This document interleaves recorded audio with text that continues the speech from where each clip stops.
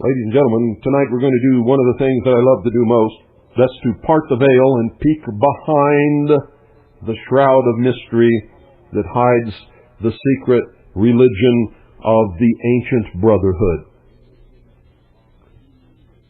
You see, they believe that the Western world has too long and fatuously labored under the delusion that a pious and devout disposition fulfills the whole requirement of true religion. Not so, they say. Ancient sagacity knew that piety without intelligence or religion without philosophy was insufficient and even dangerous. It knew that general good intent was not safe from aberrancy, folly, and fanaticism unless it was directed by the highest powers and resources of the mind.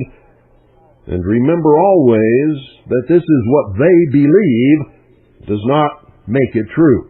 And the mind itself, they say, had to be fortified with specific knowledge of the nature of the cosmos and of man and the relation between the two. Following the dictum of the sage Hermes Trismegistus that the vice of a soul is ignorance, the virtue of a soul is knowledge, the scriptures of old inculcated the precept that with all man's getting, he must first get wisdom and understanding. And these were related to his well-being as health to his navel and marrow to his bones, and would alone give him a crown of eternal life. These things were pronounced more precious than all the things that he could desire. The Council of Illuminati therefore laid down their systems of cosmology and anthropology, which have become, by immemorial tradition, the Bibles of humanity, universally reverenced, and in them were given the ordinances of life, the constitution of the cosmos, the laws governing both nature and mind, and they still constitute the Magna Carta of all human action guided by intelligence. For they were the first institutes embodying the Principia and Fundamenta of all moral behavior, the only true chart and compass to guide human effort in a line of harmony with an overshadowing divine plan of evolution for the cosmos. The corruption and final loss of the basic meaning of these scriptures has been, in the whole of time, they believe, the greatest tragedy in human history.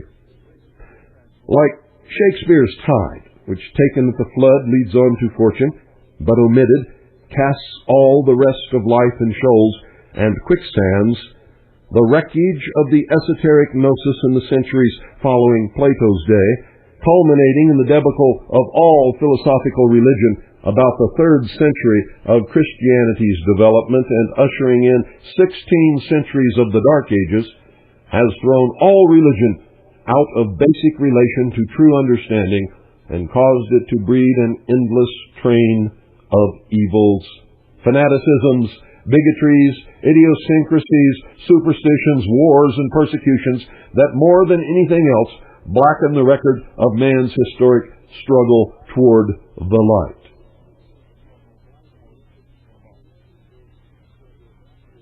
And if you understand that portion of their philosophy, then you know why they hate Orthodox Jews, fundamentalist Christians, and members of the Nation of Islam.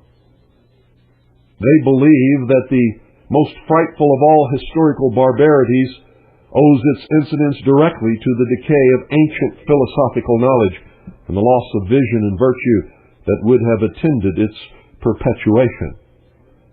So what then must be the importance of all of this information that they say restores to the scriptures of ancient wisdom the lost light of their true original meaning? In a very real to them, and direct way, the salvation of culture and a free spirit in the world is contingent upon this restoration of the ancient intelligence to modernity. And thus you see the springing up of the old pagan religions in the New Age movement and in other organizations and movements throughout the world. You see, they believe that for man at this age, he's had new and mighty powers of nature suddenly placed in his hands, but yet he lacks the spiritual poise and sagacity to use them without calamity, the message in the movie 2001. Most strangely, the control of the lower physical, natural, or brute forces by the mind, or reason, was the one central situation primarily and fundamentally dealt with in the sage tomes of antiquity. And to effect that control in a perfect balance and harmony, and to train the reasoning intellect in the divine art of it, was the aim and end of the arcane philosophy, which I have revealed to you as the mysteries. Ideology in the Western world has endlessly vacillated back and forth between the cult of the inner spirit and engrossment in objective materialism, while ancient philosophy taught that the true path of evolutionary growth, if you believe in such a thing, was to be trodden by an effort that united the forces of the spirit with those of the world, the lower disciplined by the higher. The whole gist of the esoteric, or hidden, or secret doctrine was the study and mystery of the powers engaged in working out the evolutionary advance so that the aspirant, or initiate, might be able to align his cultural effort in consonance with the requirements of the problem and the end to be achieved. Without this guiding data and this evolutionary perspective, modern man, they believe, is totally at a loss how to focus his endeavor and is unable to point his direction in line with anything more fixed and basic than his next immediate objective of apparent desirability. In other words, they aspire to social engineering. He has neither a knowledge of his origin, a chart of his path, an inventory of his capacities, or a vision of his goal. Hence he travels the long road, still a benighted wanderer without compass. He can but recoil from one mistaken plunge after another, learning sporadic lessons from pain and misfortune, the way that most people learn, the way of the sheeple. The ancient torch that was lighted for his guidance, he has let burn out. You see, this lamp was the body of ancient philosophy. In this critical epoch in the life of the world, this philosophy proclaims afresh the message of what they believe to be the lost truth, the lost word, the lost phallus of Osiris, the lost light, if you will.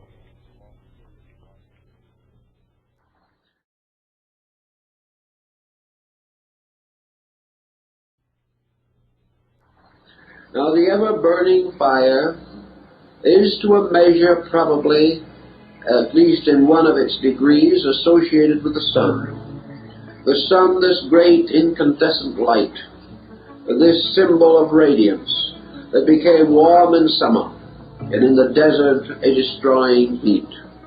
But the fire and the sun and light, these together, man identified ultimately with his own truest self, his own consciousness, so that fire and light became symbols of consciousness.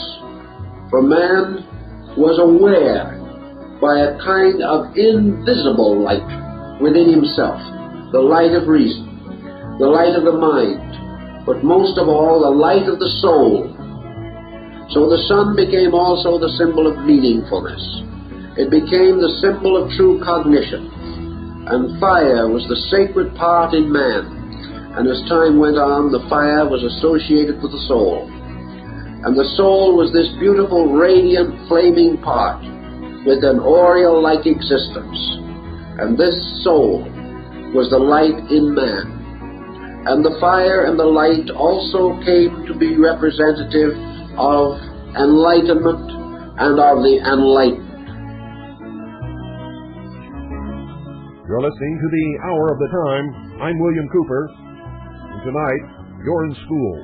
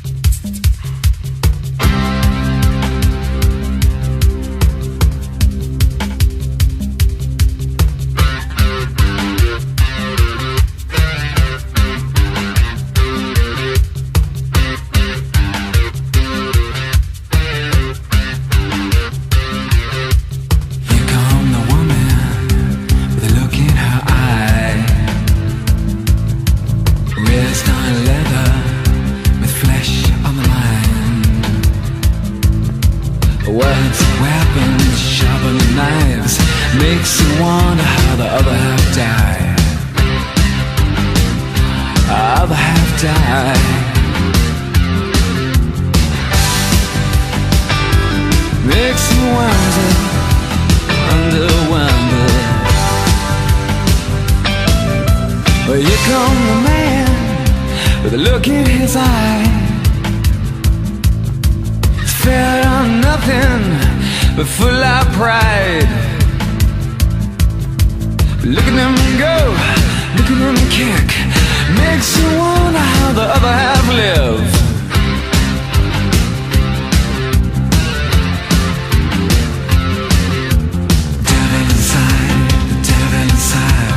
Every single one of us, the devil inside, devil inside, devil inside. Every single one of us, the devil inside. Oh.